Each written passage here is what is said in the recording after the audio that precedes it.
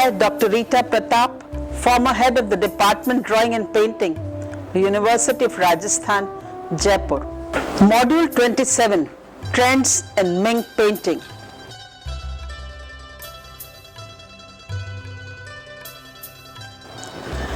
In the Chiangnan area, south of Yangtze River, the four great masters and the most other prominent painters of the age lived and worked. Chu Yuan Chang, a former Buddhist monk, proclaimed the prince of an independent Chiangnan state in 1364. 4 years later, when his army succeeded in driving the Mongols from Peking, he ascended the throne as an emperor of all China. To this new dynasty, he gave the name Ming, that is brilliant, with its capital at Nanking. In 1421, the third Ming emperor, Yongle, moved his seat of government back to the old Yuan capital, Peking, which he enlarged and adorned with walls, gates and palaces much larger and more splendid than any built by the Yuan rulers. The first Ming emperor who rose to power summoned painters to Nanking from all over China. Although he gave them military ranks to distinguish them from civil officials and allotted them studios in the palace grounds, there was no official painting academy as there had been under the Shung dynasty. The chief task of the painter as given by the emperor was to decorate the screens and walls of the palaces with colorful landscapes, birds and flower compositions and historical subjects.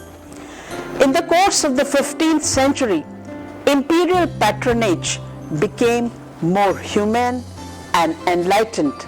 Several of the emperors were amateur painters.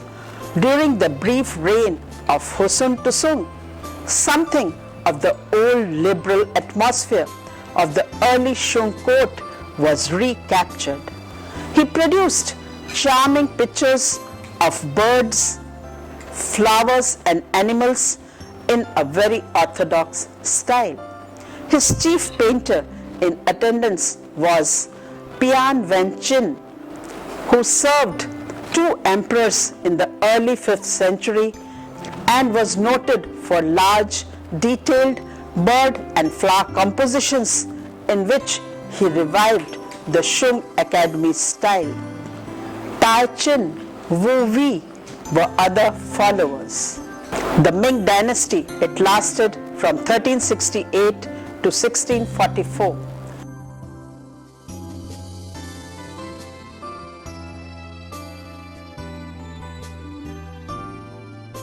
In the Chiangnan area, south of Yangtze River, the 4 great masters and most other prominent painters of the age lived and worked. Chu Yuan Chang, a former Buddhist monk, proclaimed the prince of an independent Chiangnan state in 1364. 4 years later, when his armies succeeded in driving the Mongols from Peking, he ascended the throne as emperor of all China. To this new dynasty, he gave the name Ming, that is brilliant, with its capital at Nanking. In 1421, the third Ming emperor, Yongle, moved his seat of government back to the old Yuan capital.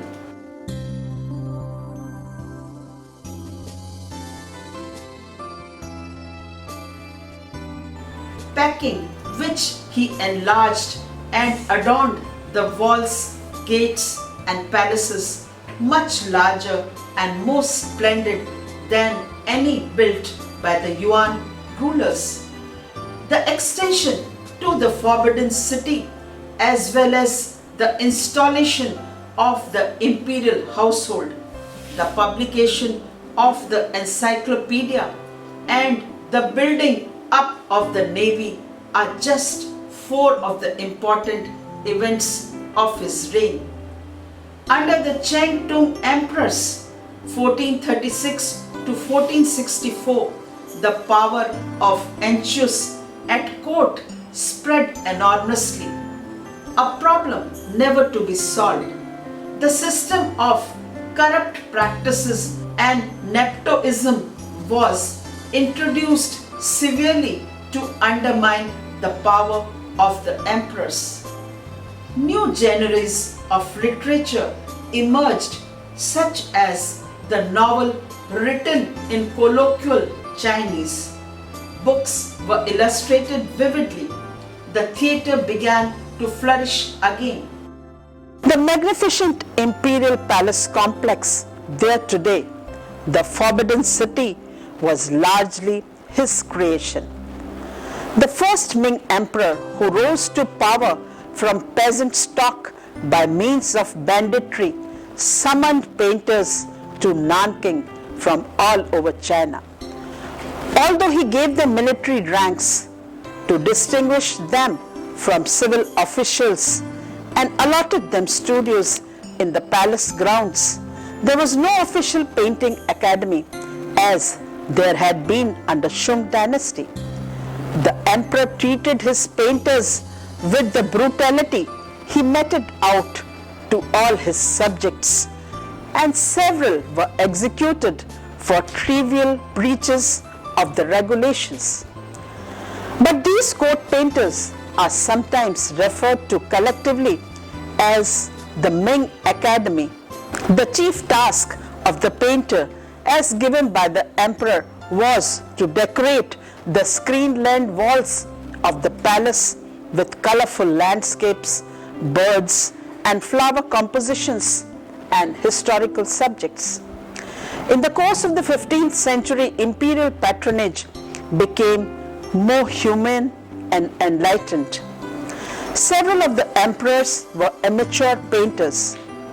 During the brief reign of Husan Tusung, which lasted from 1427 to 1435, something of the old liberal atmosphere of the early Shung court was recaptured.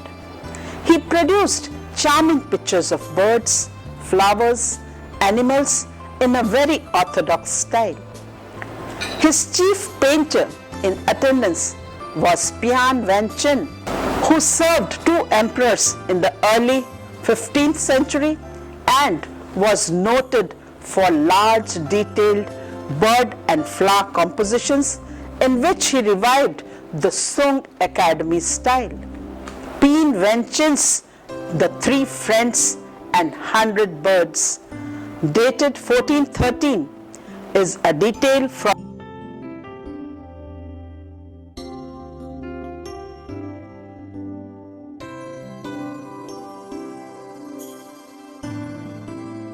a hanging scroll, ink and colors, Palace Museum collection, Tai Chung, belong to a special category of pictures executed for the New Year's celebrations. The three friends of the cold are the pine and the bamboo, which remain green through the winter, and the flowering plum, which often blossoms before the last snow has melted, while most of the plant still lie dormant.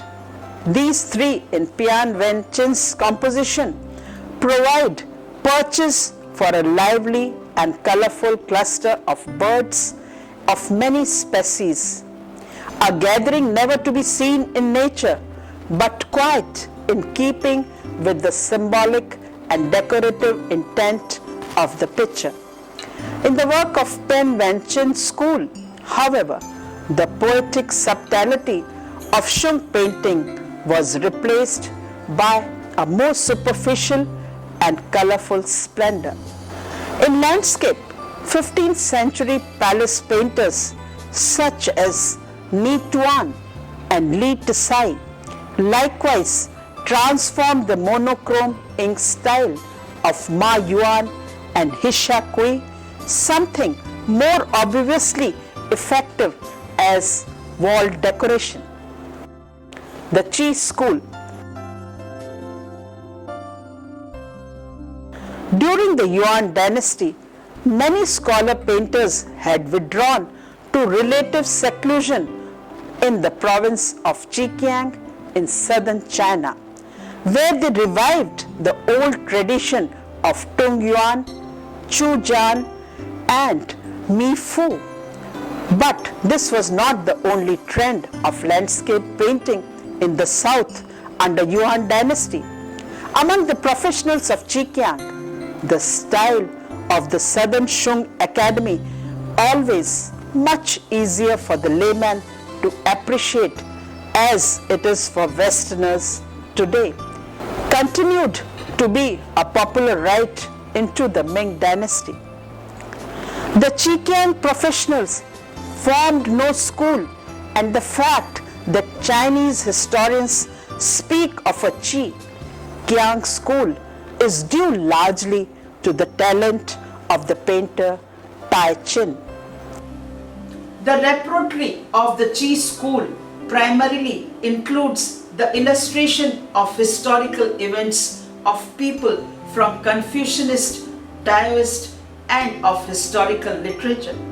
First and foremost, famous hermits or respected officials.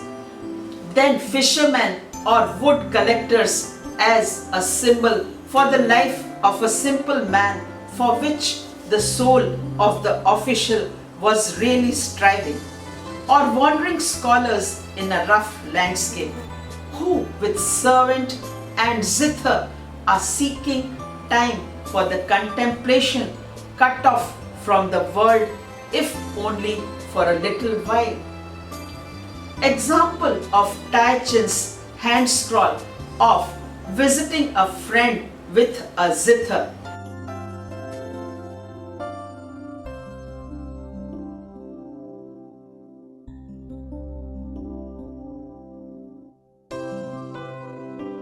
Is dated to 1446. It is ink on paper and at present in the SMBPK Museum, Berlin, is an artistic painting.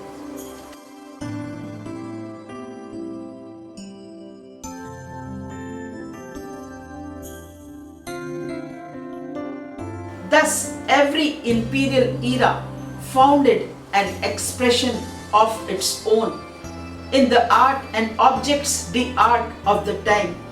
Along with Ming painting, it is above all the decorative arts which have come down to us, both the objects and texts about them.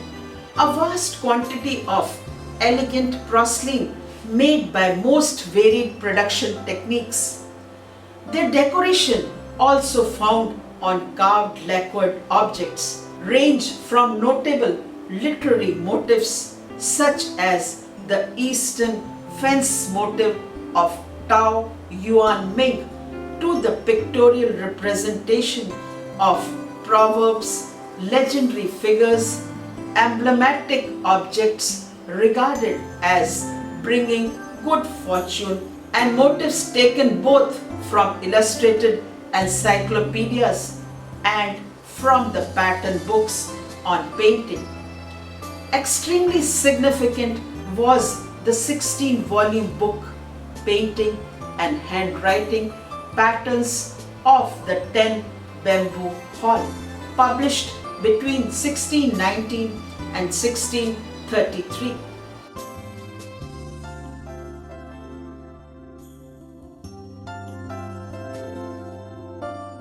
These pattern books, illustrated with woodcuts, showed the ambitious amateur in easy steps how to paint every kind of picture, may it be a landscape, genre or portrait, as well as how to paint the same subject in different styles.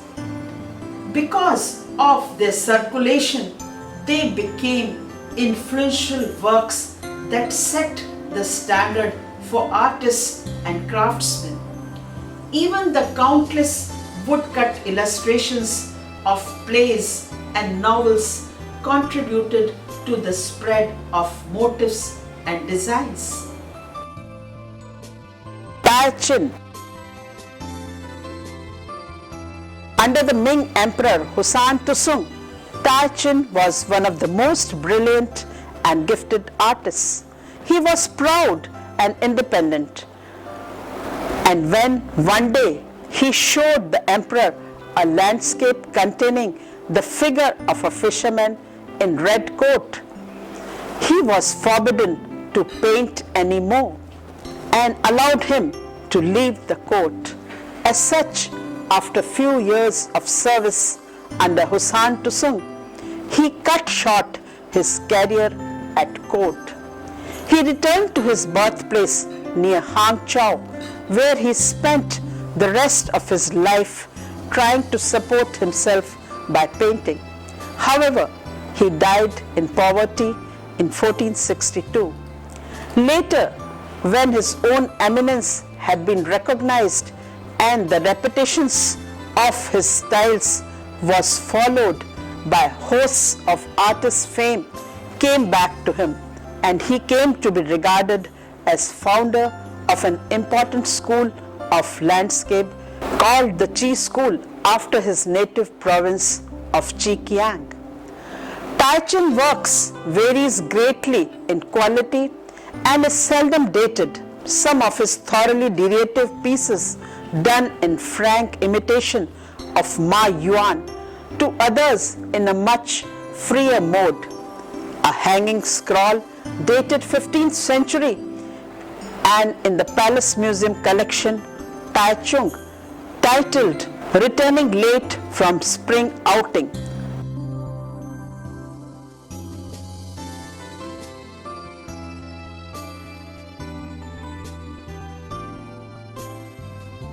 Probably typifies the highly finished compositions that he offered to the emperor during his days at court. An exceptional painter who worked in both the professional and literary traditions, the vigorous and unacademic manner of Tai Chin, as displayed in the signed hand scroll, ink and colors on paper, titled Fisherman on the River, from the collection of Freer Gallery of Art, Washington, D.C.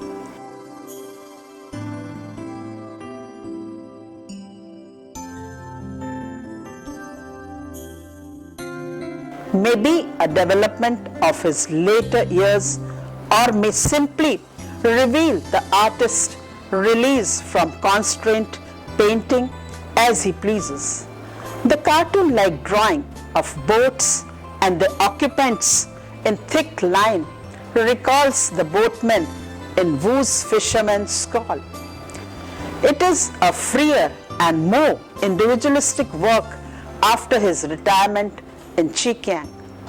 Tai Chin's hand scroll with the depiction of the Lingyu Mountains is titled Spring Clouds in the Lingyu Mountains. 4 colophons, ink, color on silk. It is a hand scroll and at present in the SMBPK Museum, Berlin.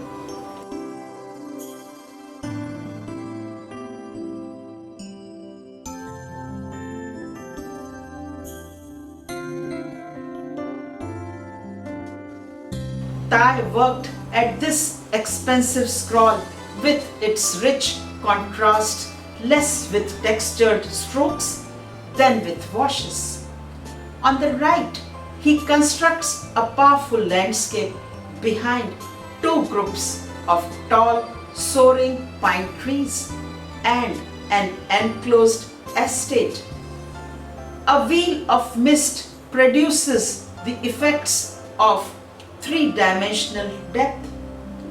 On the left, a broad expanse of water stretches out, and in the distance, color-washed, partly outlined mountains rise up out of mist.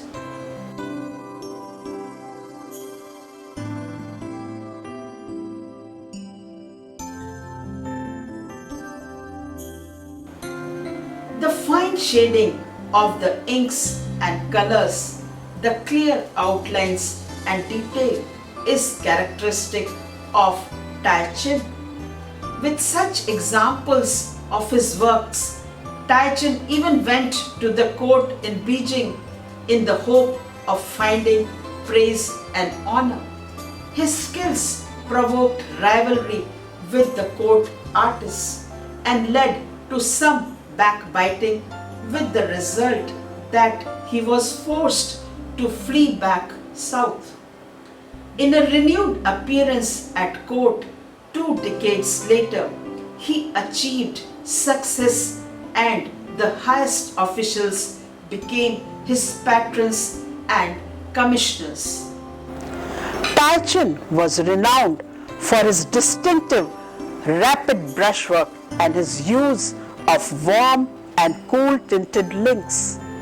His spontaneous brushwork lends a sketchy feeling to this lively narrative painting. In later years, Tai Chin became the most famous and successful painters of his day. His painting, The Hermit Chu Yu, resting by a stream, is a hanging scroll, ink and slide colors on silk, belonging to Ming Dynasty and at present in the Cleveland Museum of Art. This painting depicts a legendary Confucian worthy famous for his refusal of the throne and of high office. Chu is shown as a wandering recluse resting beneath a Ma Yuan type pine tree in a very strongly brushed vertical landscape.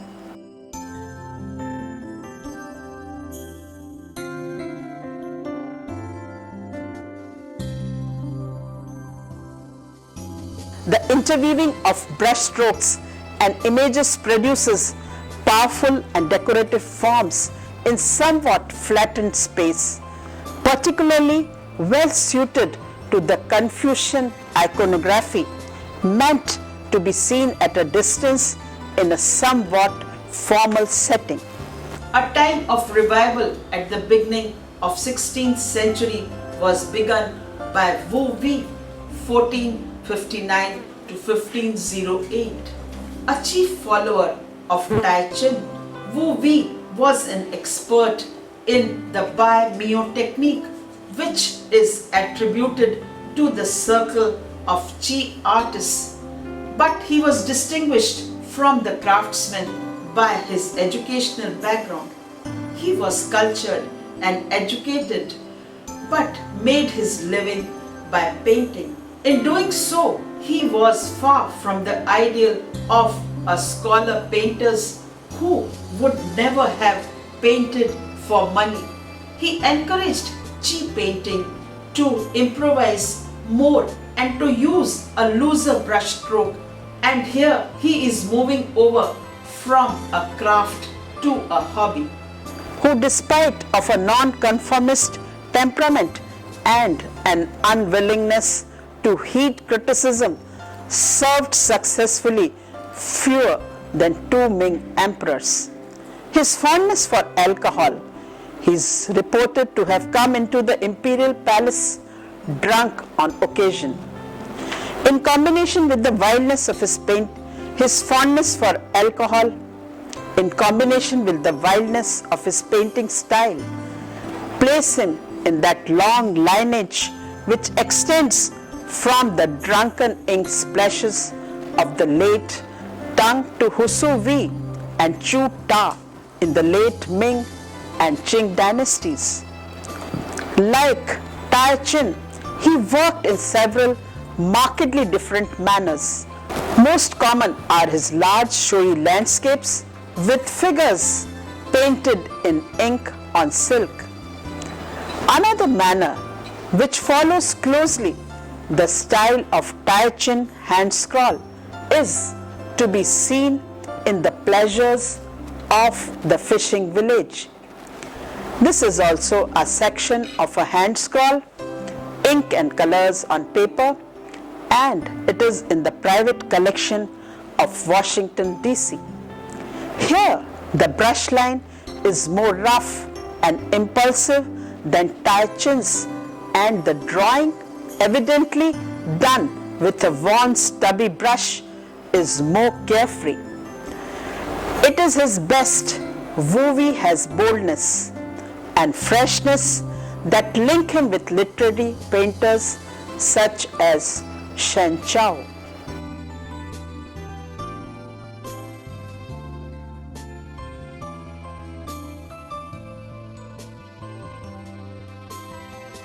In the painting, the ink is spattered and stabbed upon the paper in a manner that is almost a parody to the Sung Academy technique. The colors, gay, and the figures are drawn with lively humor, as stated by a critic that Wu-wei splashed his ink like scattered clouds. Thus, the Qi school remained an active force in the Ming painting into 16th century, but then declined. Painters of figures, birds, and animals.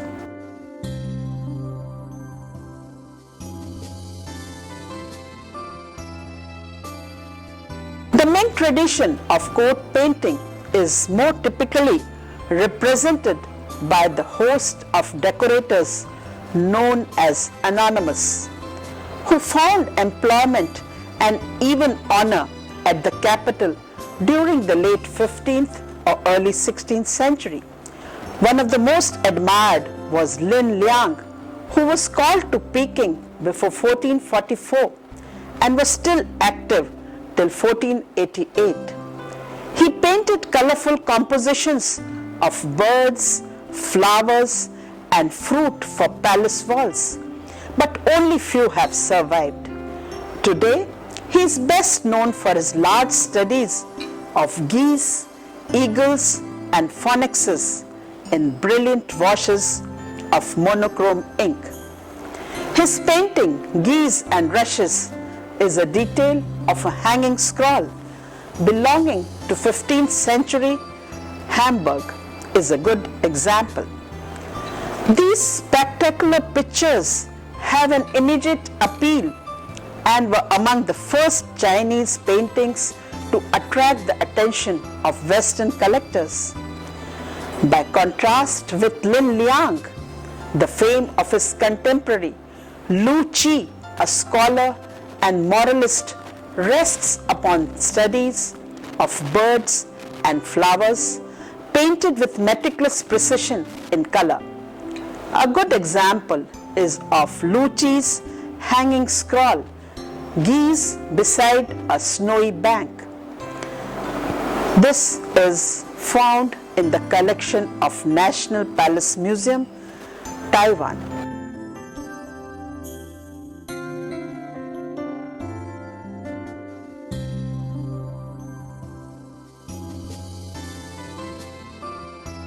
In the court too, Lu Qi won a high repute.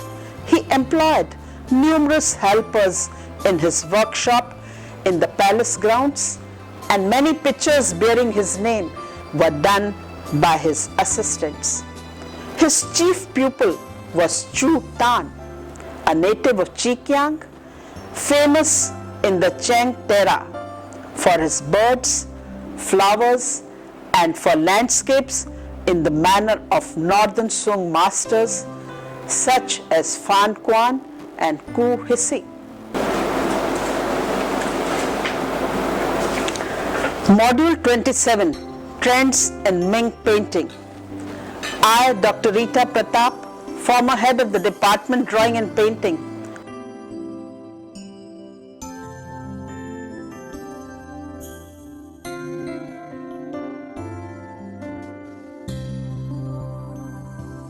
University of Rajasthan, Jaipur. In the Chiangnan area, south of Yangtze River, the four great masters and the most other prominent painters of the age lived and were. A Buddhist monk proclaimed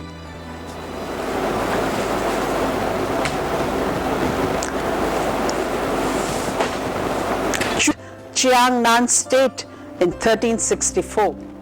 4 years later, when his armies succeeded in driving the Mongols from Peking, he ascended the throne as an emperor of all China. To this new dynasty, he gave the name Ming, that is brilliant, with its capital at Nanking. In 1421, the third Ming emperor, Yongle, moved his seat of government back to the old Yuan capital, Peking, which he enlarged and adorned with walls,